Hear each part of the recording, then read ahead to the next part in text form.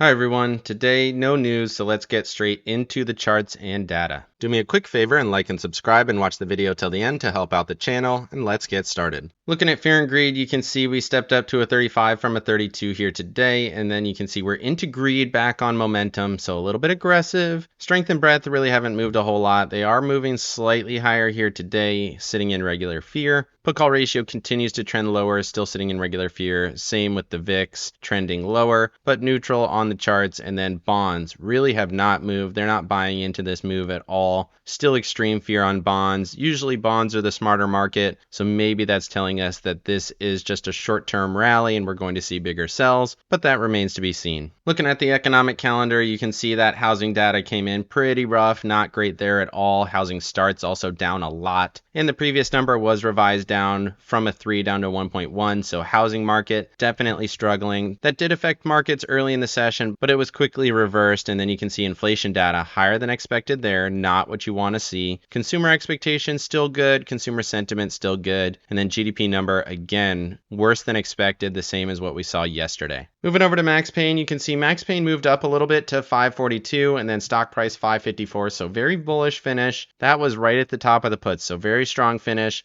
That was above the puts for yesterday on Max Payne, so definitely interesting, well above where I thought we would finish this week. I was looking at 550 as the bottom of the calls where we would find resistance, push through that level at least a little bit. Total options, 3.39 million. Put call ratio very, very high at a 3, so it made sense that we were bullish, but this is a little bit more bullish than I would have guessed. Looking at the S&Ps, you can see on the day it was still a decent rally. We saw that pullback in the pre-market. Housing data pulled us lower, touched the level 550, barely touched it. The low on that candle was 550.14, so I guess you could argue we missed it by just 2 pennies, but I would call that a touch. And then we rallied right from that level up to the 554.87 level, hit that on the 11 o'clock candle, and then kind of chopped in that price action, finding some resistance there. On the day, slightly positive, 0.2, momentum still bullish, RSI still bullish, but you could argue we're finding some resistance at the high from that 1 August candle. Overall, everything is still bullish, but definitely noticeable resistance there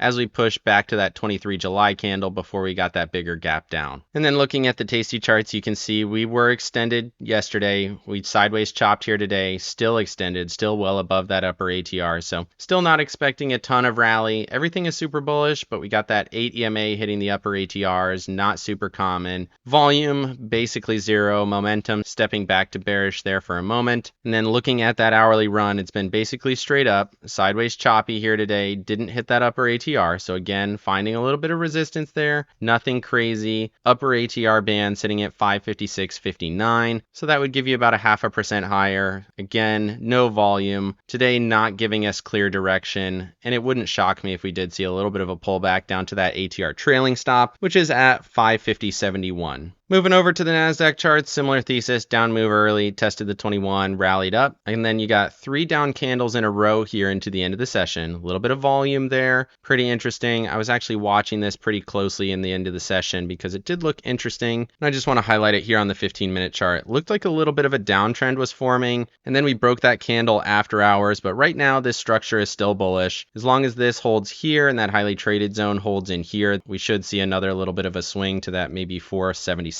area. Otherwise, we still might see a little bit of sideways choppy action. And you could argue that this does look a little bit like a double top as well. So a couple of things to consider on these short time frames, but on the long term, another bull candle, 0.13 to the upside, momentum bullish, RSI still bullish. Your next price target is that 477.69 level. And remember, the NASDAQ still does not look as good as the S&Ps. We are still looking for a gap fill back to that 23 July candle, which the close of that candle was 480.62. Moving over to the Russell and the Dow, you can see the Russell continues to swing, 0.26 to the upside. Dow, same thesis, 0.21 to the upside. Still haven't touched that trend line yet, very close to it. It was at 408. High of day was 407.37, so just missed it. Momentum still bullish, RSI bullish. Everything still looks clean here. It's worth noting the Russell did hit that 21 EMA and then reject a little bit from there, but we did close above the 212.10 level, which indicates we should see a swing at least to that trend line, sitting around the 214.79 level. Moving over to Apple and Microsoft. Apple held the level after testing it and then rallying up. Momentum bullish, RSI still bullish. 226.15 is the current price. 226.05 was the close. So we did get get close to that wick high here from 22 July. Apple continues to look very good. If it breaks through this area here, then we're probably headed back to those all-time highs. Let's go ahead and add a level there, which is 237.23. And then let's go ahead and add one more as an intermediate level there at 230.28, which is the open from that 18 July candle and this kind of gap down to this zone here. So that would be our next price target. Still looks good there. And then interestingly, we got Microsoft rejecting off of that 144 EMA. That could be a little bit of an omen. So the strong stocks are still doing strong stock things, but Microsoft rejecting here, it's had some bad news. It was involved in that CrowdStrike move. It was a little bit extended for sure here back in mid-July. We've definitely pulled back, but now we're starting to reject off those intermediate levels. And if that continues to follow through here, 413.36 would be your next support. And then if that breaks, we could start to see the rest of markets kind of go with some of these biggest stocks like Microsoft. Moving over to staples and discretionaries, both positive, just barely 0.27 and 0.24. Staples couldn't get back to that trend line, which is a little concerning, but it still was positive on the day. Momentum and RSI still bullish there. And then discretionaries hit the trend line. We talked about that being interesting. Couldn't close above it, so that's a little bit concerning.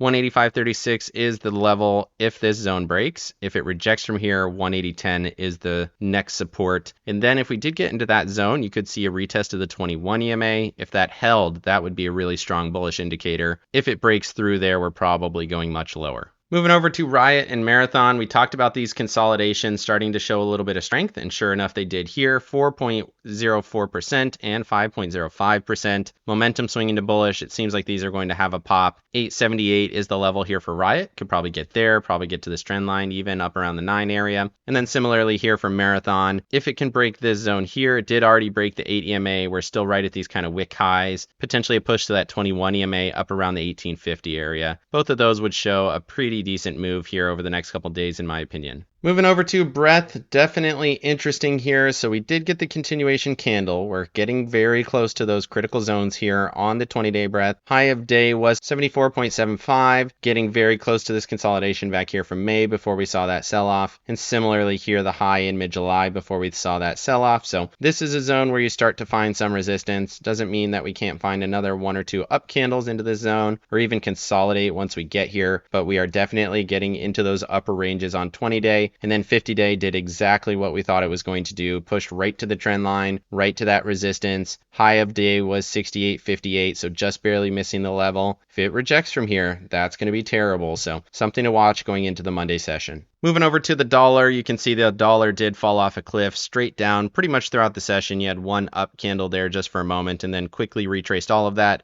Headed back to these lows from Wednesday, which does fit with the overall thesis from yesterday. We said if we could stack a candle, we're probably looking at that 21 EMA, but you can see we immediately sold off throughout the session, had that lower high set up here, and now we are looking back towards that 102 area and these lower trend lines. So dollar continuing to look weak, which means we're most likely going to get that rate cut in September. Moving over to bonds. Bonds rocketed higher here today, 0.33 and 0.35. Look at this move here on JNK, continuing to stack candles. 4 in a row bullish candles, 96.50 is the next level. Momentum bullish, RSI bullish. So definitely risk on in markets, at least for the short term. We'll see what happens once we hit that next resistance. This is a very powerful breakout after this very long consolidation. So could see some higher highs here, which should mean that the Russell is going to continue to do well over the next couple of weeks. We'll see how that follows through. And then looking at TLT, we got a gap down, gap up. Doji starting to see a little bit of a swing. If it pushes to this trend line, that's going to be up around that 99 area. Still looking for that $100 price target. Moving over to volatility, both of these continue to trend lower. Not a huge candle here today, which is interesting. The VIX was in a zone where we could find some support. We were looking to see if this was going to break, and it did not, so that's interesting. Could see momentum start to fade here. RSI started to roll a little bit. Doesn't mean we won't cut through this, but it is hesitating a little bit at that zone of support. Moving over to my accounts, I made a little bit of money on the day. Did fine. You can see NASDAQ was up 61 cents, ended up making 182 in that account, so pretty much on par with expectations. 59 cents here in the Russell, made $51, so everything's good there. In terms of positions, didn't change the Russell at all, still 209 here for that Tuesday session. And then looking at the Qs, I did decide to put on some pretty decently out of the money puts. The rally at the end of the session seemed a little bit aggressive. I think we might see just a little bit more follow through on that. This is a very short-term trade, and I'm not necessarily looking to hold this to expiration on Monday, but I do think we'll see a little bit of a spike there, so looking to see what happens. Just slightly more bullish going into the Monday than I was today. I did trade in and out of a few positions. That's how I was able to make a little bit more money there. So overall, good trading day and slightly bullish still going into the Monday session, but definitely watching some of those zones of resistance. Let me know down in the comments section what you think of markets. Can this rally continue, or was today a little bit of a hesitation and an area to take profits? Otherwise, like and subscribe if you got any value out of this video, and make sure you hit the bell so you don't miss out on any future episodes. And of course, none of this is financial advice. This is all for entertainment purposes. Good luck in your trading and have a great weekend.